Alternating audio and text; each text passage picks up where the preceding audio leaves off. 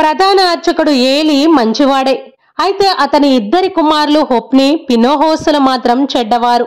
వారు దేవాలయానికి వచ్చే భక్తులను దోచుకుంటూ ఉండేవారు. యాజకులు వాటా పేరుతో బలి పశువుల మాంసంలో కొంత భాగాన్ని చట్ట విరుద్ధంగా వసూలు చేస్తూ ఉండేవారు. అంతేకాదు, పరమ పవిత్రమైన సన్నిధానపు గుడార గుమ్మం వద్ద పరిచర్యలు చేసే ఇజ్రాయేలు వనితలను చెరపట్టి పాడు చేస్తూ ఉండేవారు. ఏలీ తన కుమారులను అనేకసార్లు మందలించాడు. నాయనలారా, ఒక మనిషి తన సాటి మనిషి పట్ల అపరాధం చేస్తే అతడికి దేవుడు తీర్పు చెప్తారు. కానీ దేవుని పట్ల పాపం చేసేవారికి ఎవరు తీర్పు చెప్తారు?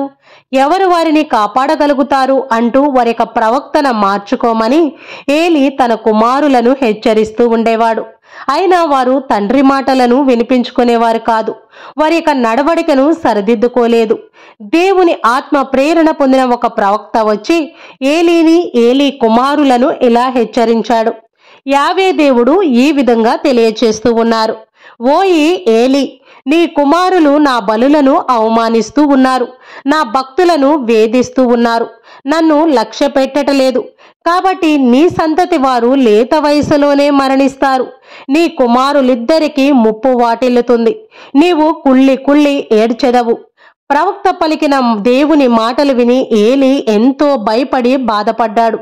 కానీ అతని కుమారులు మాత్రం, ఇతడెవడో పిచ్చివాడు, ఇతనికి పిచ్చి పట్టి పిచ్చివాగుడు వాగుతున్నాడు అంటూ హేళనగా నవ్వారు. ఆ ప్రవక్త ద్వారా దేవుడు మరొక మాట కూడా అన్నారు: నేను నమ్మక పాత్రుడైన మరొక యాజకుణ్ణి ఎన్నుకుంటాను. అతడు నా చిత్తమును నెరవేర్చుతాడు, నాకు విధేయుడిగా జీవిస్తాడు. ఈ మాటలు ఏలీకి అర్థం కాలేదు.